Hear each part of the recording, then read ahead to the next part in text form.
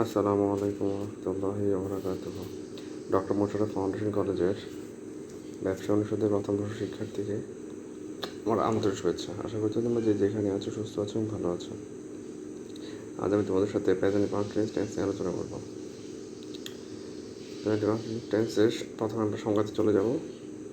বর্তমানে কোনো কাজ চলমান বা কন্টিনিউ আছে বুঝলে তা প্রেজেন্ট কন্টিনিউয়াস টেন্স হয়। স্ট্রাকচার অ্যাফার্মেটিভের ক্ষেত্রে সাবজেক্ট প্লাস এম অথবা ইজ অথবা আর প্লাস ভার্বের ওয়ানের সাথে আইএনজি প্লাস অবজেক্ট। যেমন এখানে দেখো যে করিম ইজ প্লেয়িং ফুটবল, এখানে করিম হচ্ছে সাবজেক্ট আর ইজ হচ্ছে, যেহেতু করিম যেহেতু সিঙ্গুলার পার্সন, এখানে কি এখানে ভাবটা সিঙ্গুলার থাকবে। তারপরে প্লেয়িং শব্দ প্লে হচ্ছে কি মূল ভার্ব আর আইএনজি যুক্ত হয়ে স্ট্রাকচার অনুযায়ী কি বসেছে এখানে প্লেয়িং শব্দটা, অবজেক্ট ফুটবল।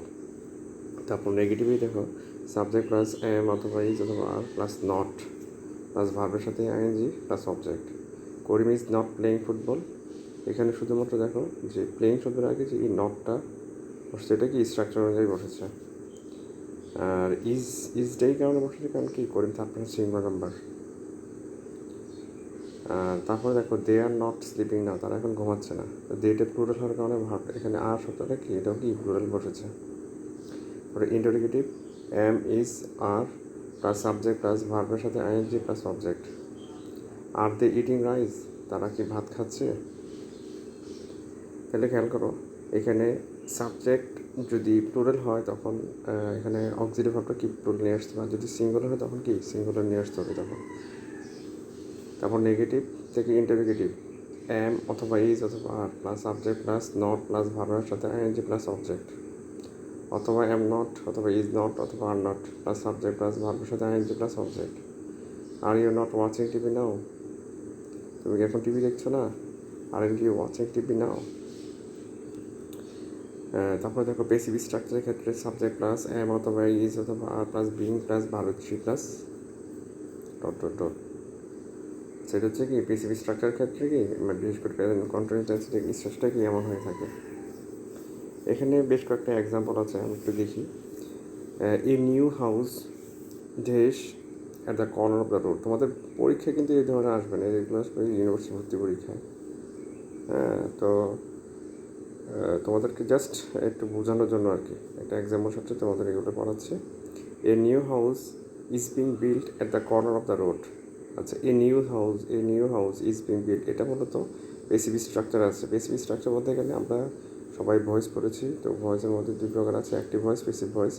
তো অ্যাক্টিভ পেসিভ, বিশেষ করে পেসিভ ভয়েসের ক্ষেত্রে স্ট্রাকচার যেভাবে থাকে এখানে কীভাবে দেওয়া আছে। I am closing the door, আমি কি দরজাটাকে বন্ধ করছি, এটা কোন টেন্স, এটা হচ্ছে কি প্রেজেন্ট কন্টিনিউয়াস টেন্স। এখানে খেয়াল করো বাংলা কি রূপ ছি ছে তেছো তেছি তেসে ইত্যাদি থাকলে সেগুলো কি প্রেজেন্ট কন্টিনিউয়াস টেন্স হয়। আমি বই পড়তেছি, আই এম রিডিং বুক। তারা ফুটবল খেলছে, দে আর প্লেয়িং ফুটবল। সূর্য কিরণ দিচ্ছে, দ্য সান ইজ শাইনিং। তুমি কি চিঠি লিখছো, আর ইউ রাইটিং লেটার। তো বাংলার এই যে ক্রিয়ারূপ এই যে রূপগুলো যাতে পাই তাহলে অবশ্যই সেটাকে অবশ্যই কি প্রেজেন্ট কন্টিনিউয়াস হবে, তখন আমরা কি এই স্ট্রাকচার অনুযায়ী কি লিখে অ্যান্সার লিখে ফেলবো।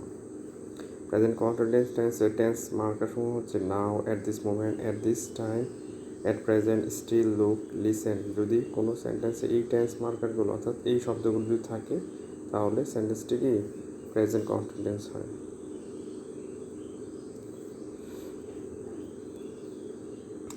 এর ব্যতিক্রম হতে পারে, কখনো ব্যতিক্রম হতে জন্য জন্য নন কন্টিনিউয়াস আচরণটাকে পড়ে ফেলবো।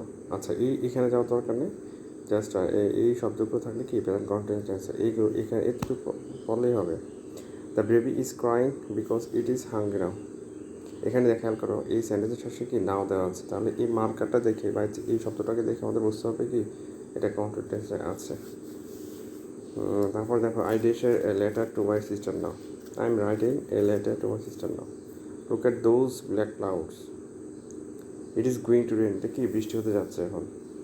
তাকে খেয়াল করো যে এই লুক শব্দটা কি এখানে কি মার্কার হিসেবে রয়েছে, যার কারণে আমাদের বুঝে নিতে হবে এই সেন্টেন্সটা কিসে আছে, কন্টিনিউয়াস টেন্সে আছে। আচ্ছা, আমরা ইনশাল্লাহ নেক্সট ক্লাসে কন্টিনিউয়াসে বাকি যে বিষয়গুলো আছে সেগুলো নিয়ে আমরা আলোচনা করবো। তোমরা ভালো থাকো, সবাই সুস্থ থাকো। আসসালামু আলাইকুম রহমতুল্লাহি ওয়া বারাকাতুহু।